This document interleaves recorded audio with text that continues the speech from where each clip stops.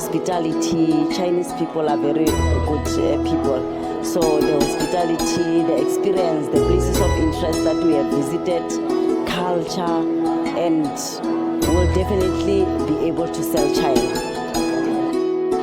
Russian people love China too much, love its history, culture, and nature. Of course, now it's more and more people go to China not only for business but only for leisure and for tourism.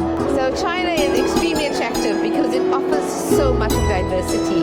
It's got such a diversity of so much of beauty that it opens itself up to so